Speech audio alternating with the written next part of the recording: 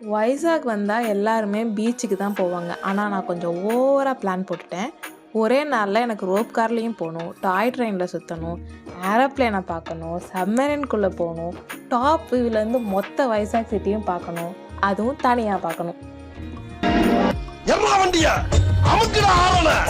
முதல்ல ஒரு ஆட்டோவை எடுத்துகிட்டு நான் கிளம்புன இடம் தான் கைலாசகிரி. போகிறதுக்கே ரோப் காரு, இறங்குறதும் ரோப் காரு. உண்மையாக சொல்லணுன்னா எனக்கு உயரம்னா கொஞ்சம் பயம். ஆனால் கண்டென்ட்டுக்காக இதெல்லாம் செய்ய வேண்டியிருக்கு. கீழே டிக்கெட் எடுத்துகிட்டு போனீங்கன்னா ரோப் கார் ரெடியாக இருக்கும். நீங்கள் அங்கேருந்து மேலே போகலாம்.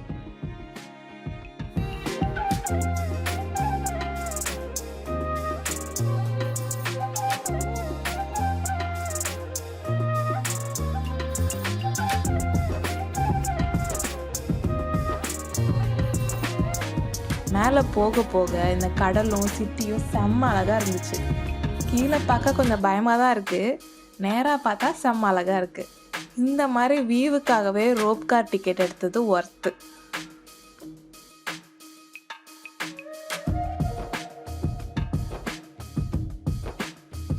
இப்போ நம்ம கைலாசகிரி மேலே வந்தாச்சு. இங்கே இருக்கிற இந்த சிவன் பார்வதி சிலை வைசாக்கோட ஒரு முக்கிய அடையாளமாக இருக்குது.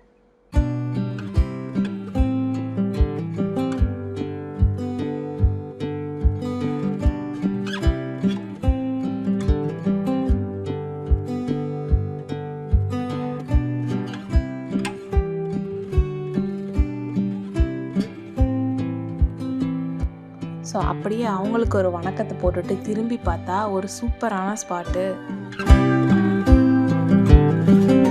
இங்கே மேலேருந்து பார்க்கும்போது இந்த முழு வைசாக் சிட்டியும் ரொம்ப சின்னதாக தெரிஞ்சிச்சு.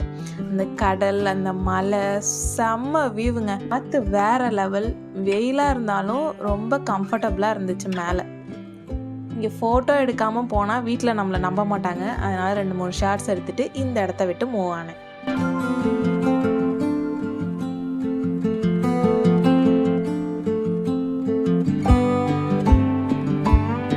ஸோ அப்படியே இந்த பார்க், இந்த பசுமையில் கொஞ்சம் தூரம் அப்படியே நடந்து போயிட்டுருக்கப்ப திடீர்னு ஒரு ட்ராக்கை பார்த்தேன். ஓகே, இங்கே அப்போ ட்ரெயின் இருக்குது போல் அப்படின்னு நினச்சிட்டு நான் அங்கே போய் செக் பண்ணப்போ ஒரு டாய் ட்ரெயின் இருந்துச்சு. இது குழந்தைங்களுக்கு மட்டும் இல்லை, பெரியவங்களும் குழந்தையாக மாறக்கூடிய இடம். ஏன்னா ட்ரெயின் கிளம்பிய உடனே 90s கிட்ஸ் மோடு ஓப்பன் ஆகிடுச்சு. மெதுவாக இந்த முழு மலையையும் சுற்றி காமிச்சாங்க. அங்கேருந்து நீங்கள் இன்னும் இந்த வியூவை பார்க்கும்போது சூப்பராக இருந்துச்சு.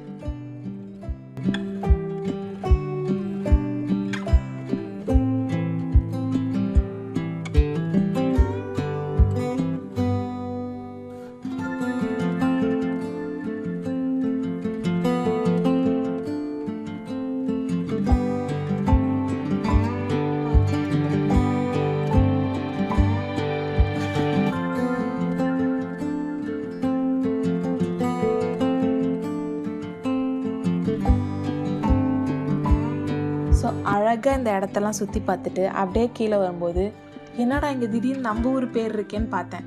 Kumbakonam degree coffee. அதுக்கு பக்கத்தில் பார்த்தா கிளாஸ் பிரிட்ஜ் கட்டிகிட்டு இருந்தாங்க. நான் போனப்போ அது ஓப்பனில் இல்லை. நீங்கள் போனால் கண்டிப்பாக இதையும் விசிட் பண்ணிட்டு வாங்க.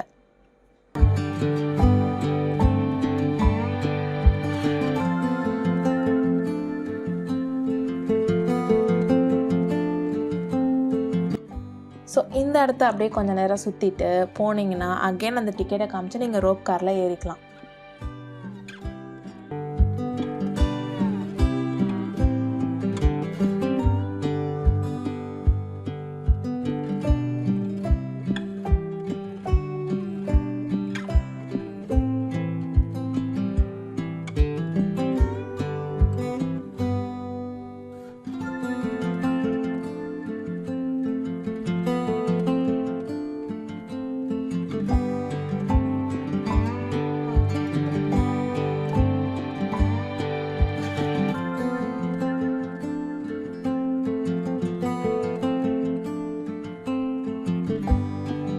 மலையிலேருந்து கீழே இறங்கி நான் நெக்ஸ்ட் போன இடம் ஆர்கே பீச்.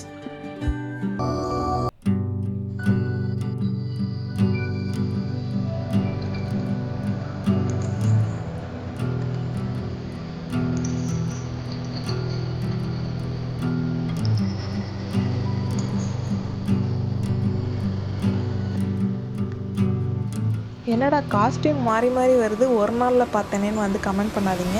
ஏன்னா நான் ரெஸ்ட் எடுத்து டயர்டாகி ரூம் போய் வந்து இப்படி பார்த்தேன். ஸோ ஆனால் நீங்கள் இதை ஒன் டேலே ஒரே ஸ்ட்ரெச்லேயே பார்த்துடலாம். கடல் காற்று, அலை சத்தம், மக்கள் கூட்டம், செம்ம வைப் தான். வெயிலாக இருந்தாலும் இந்த தென்னை மர காற்று என்னை ரொம்பவே கூல் பண்ணுச்சு.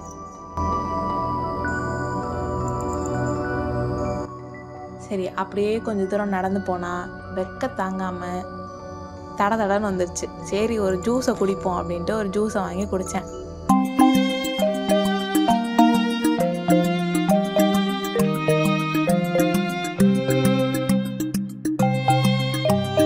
ஸோ ஆர்கே பீச் அப்படியே சுற்றி பார்த்துட்டு திரும்பி பார்த்தா திடீர்னு ஒரு ஏரோப்ளேன் நிற்கிது கண்ணு முன்னாடி. முதல்ல பார்த்த உடனே என்னப்பா இது, ஏரோப்ளேன் எங்கே பார்க் பண்ணி வச்சுருக்காங்க அப்படின்னு நினச்சேன்.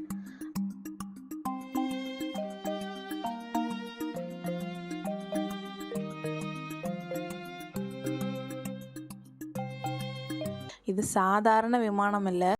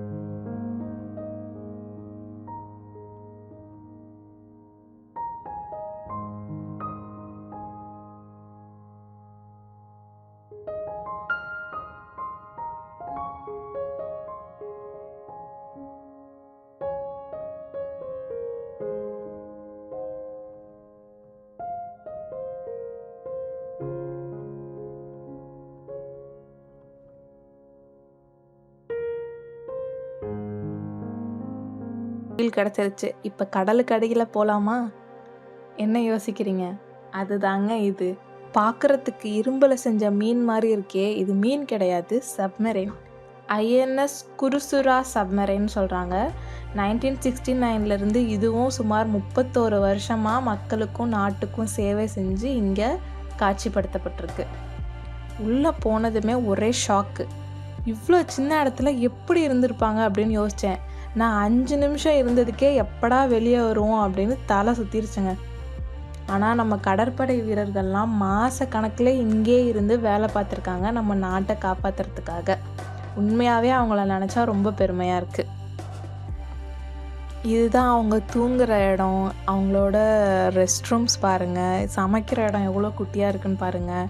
நம்ம தூங்கும்போது திரும்பி படுத்தா கீழே விழுந்துருவோமோன்ற பயத்தோடையே தூங்குற மாதிரி ஒரு ஃபீல் எப்போவுமே அவங்களுக்கு இருக்குன்னா அப்போ நினச்சி பாருங்கள். ஸோ இந்த சப்மரைனை கண்ட்ரோல் பண்ணுற இடம் இது. ஏகப்பட்ட பட்டன்ஸ், ஒயர்ஸ், டியூப்ஸ்லாம் இருந்துச்சு. நான் நினச்சேன் இதில் எங்கேயாவது ப்ராப்ளம் வந்தால் எப்படி கண்டுபிடிப்பாங்க, கண்டுபிடிக்கிறதுக்கு முன்னாடியே நம்ம உயிர் போயிடுமே, அந்த லெவலில் இருந்துச்சு. ஃபுல்லாக சர்க்கியூட்டு, இந்த மாதிரி ஒயர்ஸ் பயங்கரமாக இருந்துச்சு இந்த இடமே.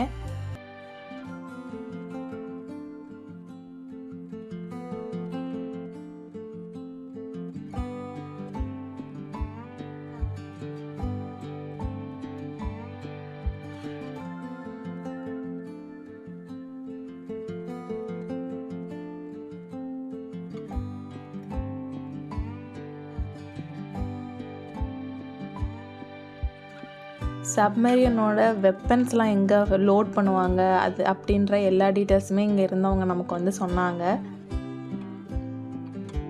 ஸோ இது எல்லாமே வந்து ஒரு நியூ எக்ஸ்பீரியன்ஸாக இருந்துச்சு. நம்ம எப்போவுமே சும்மா சுற்றிட்டு இருப்போம், ஆனால் இந்த மாதிரி எக்ஸ்பீரியன்ஸ் எங்கேயுமே கிடைக்காது. ஸோ வைசாக் வந்தீங்கன்னா கண்டிப்பாக இதை பாருங்கள். இன்னும் கொஞ்சம் நேரம் உள்ளே இருந்திருந்தேன்னா நானும் என்னை ஒரு நேவி ஆஃபீஸராக நினச்சிருப்பேன். அந்த லெவலுக்கு ஒரு எக்ஸ்பீரியன்ஸ் கிடச்சிருச்சு.